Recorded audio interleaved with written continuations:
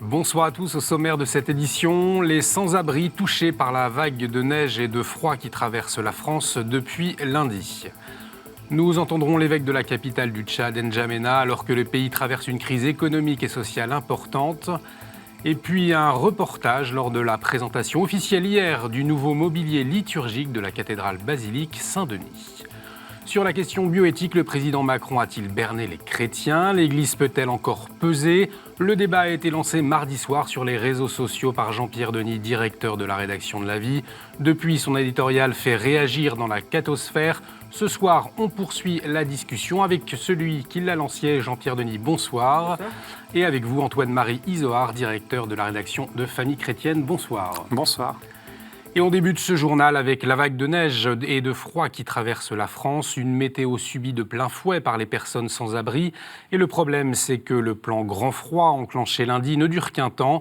Et c'est justement pour assurer un accueil plus régulier des personnes de la rue que l'opération Hiver solidaire a été lancée par le diocèse de Paris il y a 10 ans. Nous nous sommes rendus hier soir dans la paroisse Saint-Ambroise à Paris.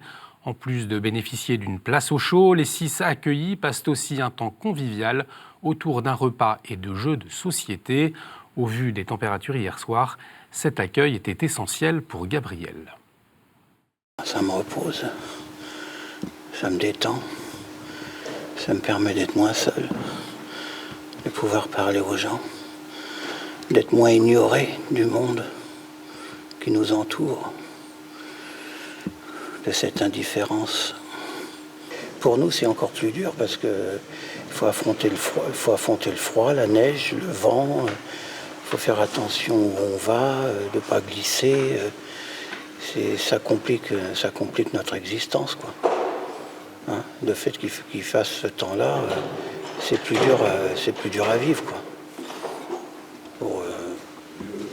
Parce qu'on traîne quand même dehors toute la journée. Hein. À Paris, il y a beaucoup, là avec le grand plan hivernal, il y a beaucoup d'accueil dans les gymnases. Il y a 2000 personnes qui sont logées, mais Hiver solidaire, c'est 200 personnes. Mais nous, ce qu'on apporte dans les paroisses, c'est que c'est un accompagnement pendant tout l'hiver et on essaye vraiment de créer des liens d'amitié avec la personne. On a aussi des assistantes sociales qui viennent pour refaire leurs papiers, essayer de trouver une suite à la fin d'Hiver solidaire, mais on tisse des liens d'amitié, ce qui n'est pas possible dans un gymnase où il y a 70 personnes. Nous avons également rencontré Monseigneur de Sinetti, vicaire général du diocèse du Paris, sur ce que nous rappelle cet épisode d'urgence et ce à quoi nous sommes invités. C'est insupportable de voir des gens qui sont dehors, évidemment particulièrement en période de grand froid, en période de grande canicule d'ailleurs. Mais de toute façon, chaque jour qui passe, voir des gens qui dorment dehors, doit être pour chacun d'entre nous l'occasion de se demander comment ouvrir davantage les portes de nos appartements, de nos églises, de nos communautés, et aussi les portes de nos cœurs. Je pense que la pire des choses, ce serait que les gens se disent les pouvoirs publics font, les paroisses font, donc moi je peux rien faire de plus. D'ailleurs, je n'ai que mon appartement, je peux pas loger des gens là, c'est pas trop petit, trop exigu, ou bien je suis tout seul, je serai pas sécurisé, etc. Donc j'arrête de réfléchir. Non, chacun doit pouvoir trouver, doit pouvoir réfléchir, doit pouvoir se rentrer en lui-même pour se dire qu'est-ce que je peux faire à mon niveau. Pour davantage de solidarité, les étudiants sont invités à participer à la 2e édition du concours Innovate, soutenu par la Société Saint-Vincent de Paul. Il encourage les solutions innovantes pour lutter contre toute forme de pauvreté en France comme à l'étranger. Plus de 200 grandes écoles ont été contactées. Après une première sélection, les étudiants seront amenés à défendre leur projet devant un jury le 30 mars. On écoute Jean-Charles Mayer, en charge du concours. Après ce concours, on va essayer de les accompagner et d'imbriquer leurs projets dans des problématiques locales qu'on va rencontrer sur le terrain. Et à travers ce concours aussi une incitation à pousser la jeunesse à s'engager civiquement, même politiquement, dans les associations, à travers leurs projets qu'ils portent. Et voilà, donc ça montre une belle jeunesse. C'est vraiment un beau message de solidarité et de charité. Vous avez encore un peu de temps pour déposer votre candidature sur le site internet de la Société Saint-Vincent-de-Paul. Ce matin, l'évêque d'Ajaccio, Monseigneur de Germay, a appelé à l'apaisement après la visite d'Emmanuel Macron sur l'île de Beauté. Une trentaine d'élus de la majorité nationaliste ont dit se sentir humiliés par le président. Leurs revendications n'ont pas été entendues, même si Emmanuel Macron a accepté d'envisager que le statut de la Corse figure dans la Constitution. Dans un communiqué, les jeunes nationalistes ont appelé ce matin à une grève générale. Dans ce contexte de déception, Monseigneur de Germay appelle à la réflexion et au dialogue. Je pense que maintenant, il faut avancer, il faut continuer à réfléchir. Par exemple, on peut se demander s'il n'y a pas d'autre moyen que la co-officialité pour préserver la langue corse. Est-ce qu'il n'y a pas d'autre moyen que le statut de résident pour avancer sur la question du foncier? Donc je crois qu'il y a une marge de réflexion, de dialogue. En tout cas, dans ce contexte, je dirais que l'Église, vous savez, l'Église en Corse, elle est très imbriquée dans la société. En son sein, il y a des gens de toutes tendances politiques. Et donc l'Église, elle peut jouer vraiment un rôle de ferment d'unité, d'apaisement.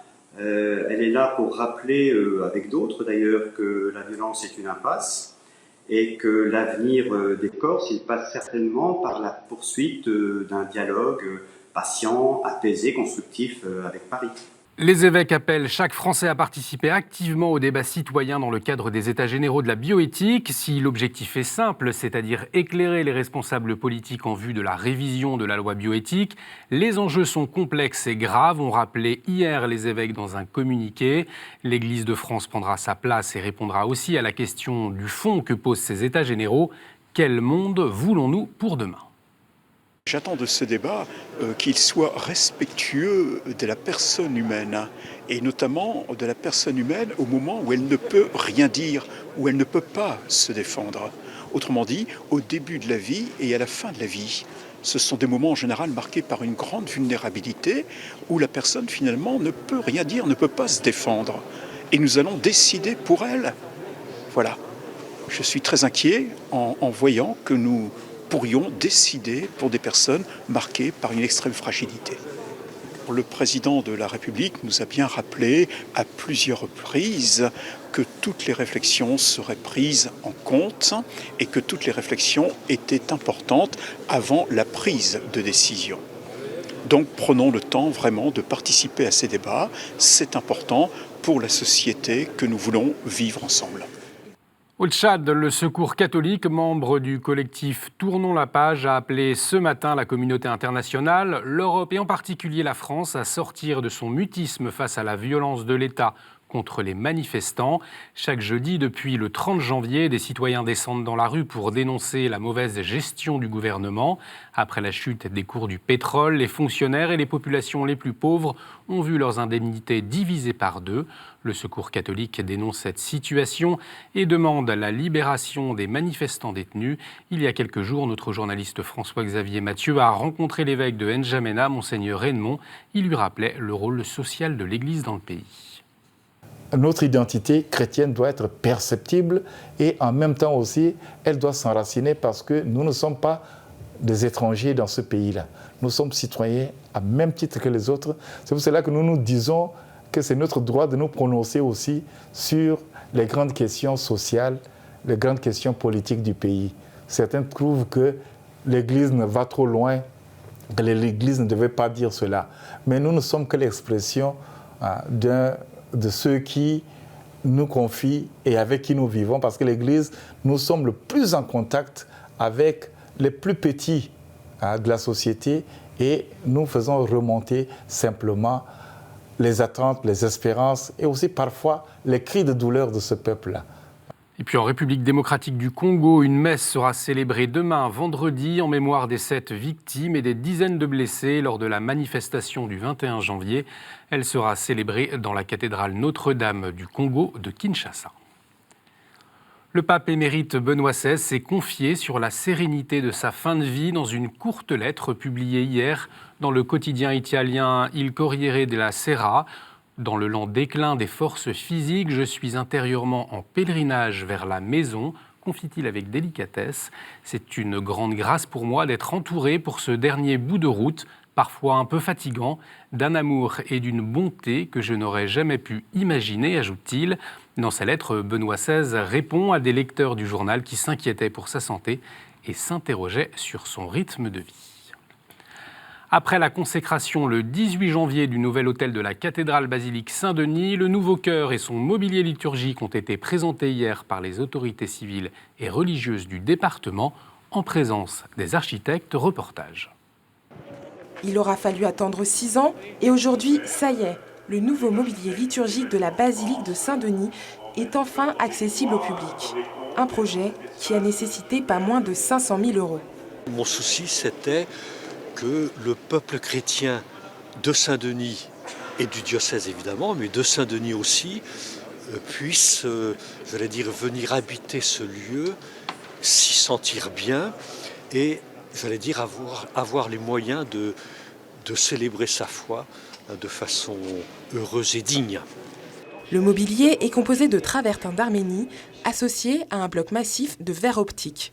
Un mobilier tout en sobriété qui cache une particularité. De cet autel, nous avons eu l'idée de percer le sol et de percer l'autel lui-même, de profiter de la dalle de verre qui est au-dessus pour permettre à la lumière de la basilique, que ce soit la lumière artificielle mais également la lumière du jour, de traverser l'autel et de se projeter en forme de croix jusque sur le sol de la crypte.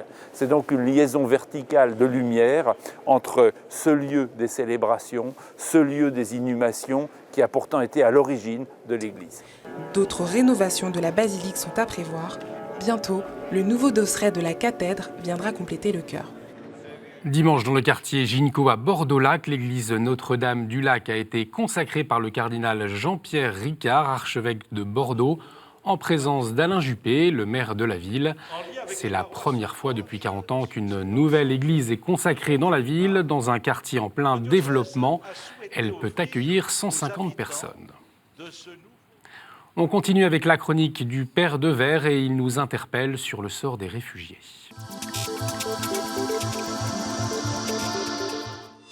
Chers amis, bonjour. Je vais évoquer avec vous cette crise migratoire, non pas pour rajouter encore de la parole à la parole, avec ces paroles d'ailleurs qui sont parfois marquées par de la haine. C'est naturellement ni votre propos, ni mon propos. Nous entendons s'inscrire dans cette charité inventive, créatrice, qui suscite de l'espoir. Et cet espoir, finalement, est mis à néant pour des hommes et des femmes, mais parfois aussi des enfants, ce qu'on appelle aujourd'hui les réfugiés non accompagnés, les mineurs non accompagnés, qui ont dû quitter une terre inhospitalière, des parents qui ont parfois été assassinés, ou des parents qui leur ont dit, voilà, il y a une telle pauvreté, va tenter ta chance, va tenter ta chance. Et cette chance, il faut l'offrir. Alors j'entends naturellement cette expression qui est celle de Michel Rocard, qui disait l'Europe ne peut pas accueillir toute la misère du monde. Il ne s'agit pas d'accueillir la misère, il s'agit de lutter contre la misère. Et on ne lutte pas contre la misère avec des mots, mais précisément à travers des actes. Alors, c'est cette opération que nous venons d'ouvrir dans une commune d'ailleurs très résidentielle, au sein de la métropole de Lyon, qui accueille des enfants. 26 enfants, 2 enfants qui ont 14 ans, d'autres qui ont entre 17 ans, 16 ans et 18 ans. Et le sujet, c'est pas tant simplement en fait de les héberger, bien sûr qu'ils quittent la rue, bien sûr qu'ils quittent en fait ces lieux d'hôtel, mais de voir comment à partir de cet hébergement, on va les aider à une formation pour que lorsqu'ils partiront, reviendront dans leur pays, ils soient aussi des bâtisseurs. Un rêve. Mais si ce rêve n'est pas le nôtre, alors nous risquons bien finalement d'avoir une rupture encore plus forte entre les pays riches et les pays pauvres. Il y a ici finalement avec les migrants peut-être une chance précisément de réduire les fractures. Merci Père de Verre, on passe à la revue de presse.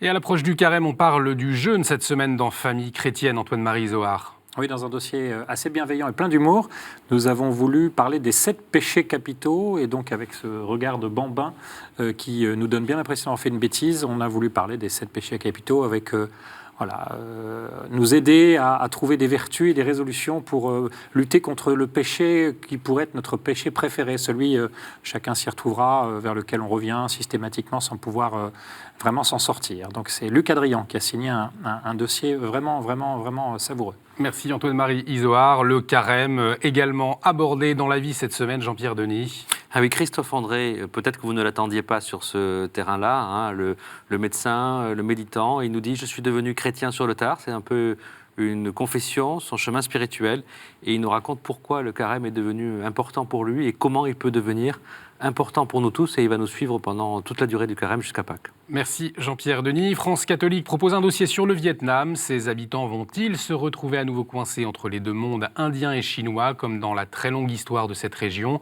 France catholique retrace les temps forts de l'histoire du pays, mais aussi son présent, notamment avec un reportage dans un village catholique du pays. Si la croissance est là, le chômage a du mal à reculer. Alors pour mieux comprendre les journalistes de Pèlerin ont enquêté chez l'un des plus grands constructeurs automobiles. On y apprend que les ventes de voitures sont en hausse, mais que les embauches ne sont pas au rendez-vous, car pour faire face à cette hausse, les employés doivent travailler le week-end. Voilà pour votre revue de presse. Tout de suite, on retrouve deux éditorialistes de la presse chrétienne.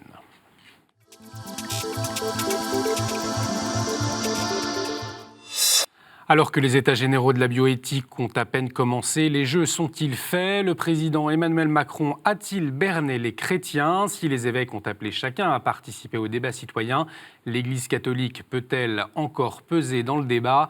Jean-Pierre Denis, rebonsoir. Je rappelle que vous êtes le directeur de la rédaction de La Vie. Alors vous avez lancé le débat mardi soir sur les réseaux sociaux en publiant votre éditorial de la semaine. Et pour vous, c'est clair, tout se passe comme si le scénario maximaliste était écrit, même si pas assumé, et l'Église ne peut pas peser dans le débat. C'est bien cela ? Je ne vous cache pas que j'ai voulu mettre les pieds dans le plat, hein, parce que ce qui se passe est quand même très très particulier. Au fond, on avait pu penser que Emmanuel Macron, à la différence de François Hollande, mettrait la pédale douce sur le sociétal.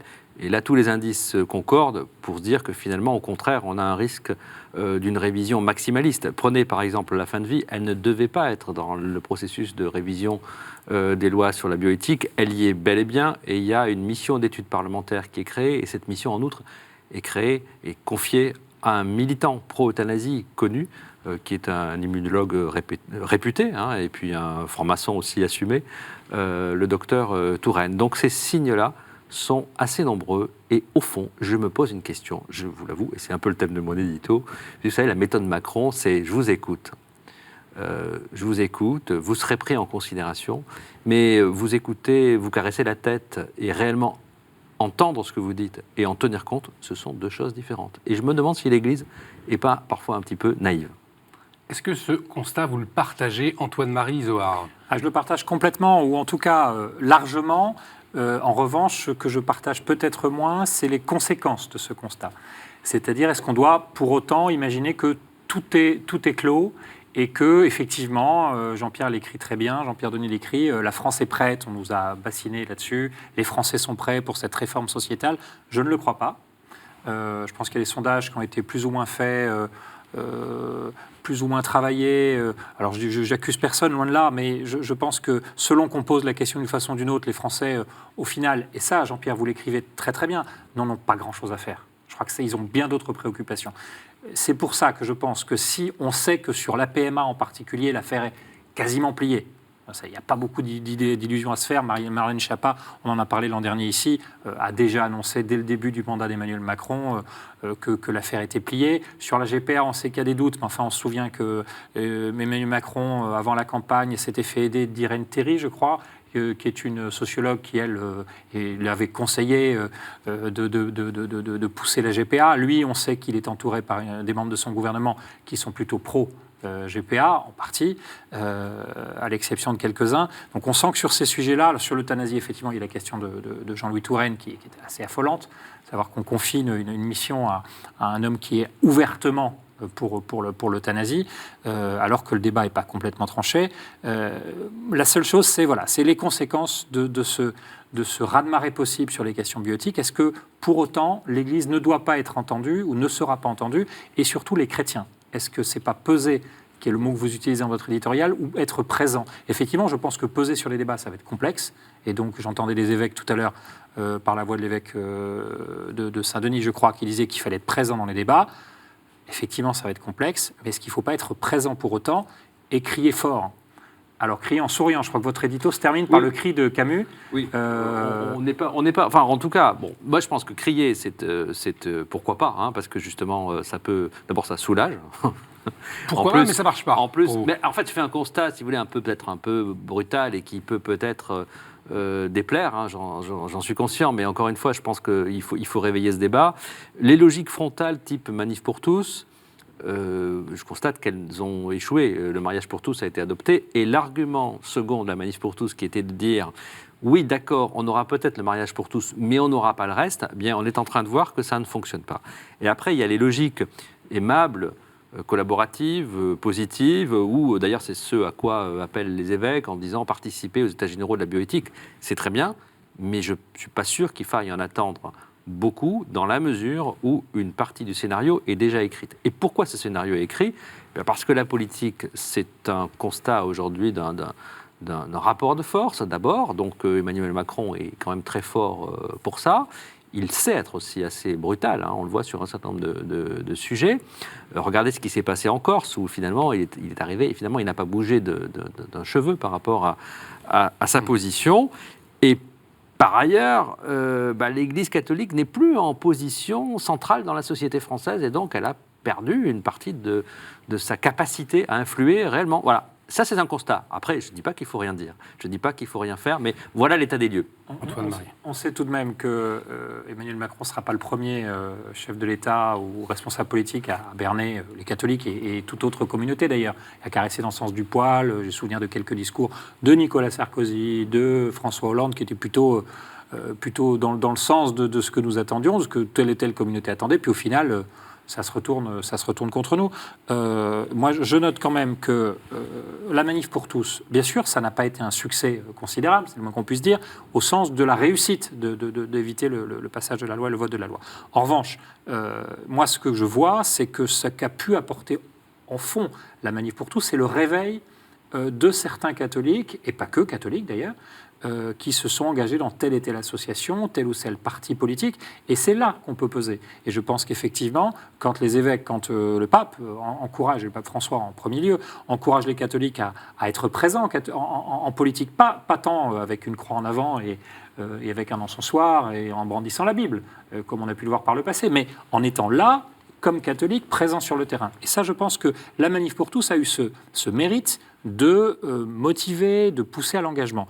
Et puis voilà, c'est ainsi qu'on sera sur le terrain. Alors, je ne dis pas que c'est gagné, loin de là. J'ai bien conscience que la question est délicate.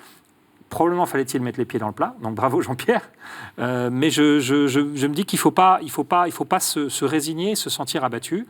Vous parlez dans votre éditorial de mondanité, de faire attention à ne pas être mondain. À mon avis, la pire des mondanités, ensuite, c'est de se dire catholique et finalement de ne pas être cohérent avec le message que l'on prône, avec ce à quoi on croit. Est-ce que je refuse la PMA dans ce que je vis moi?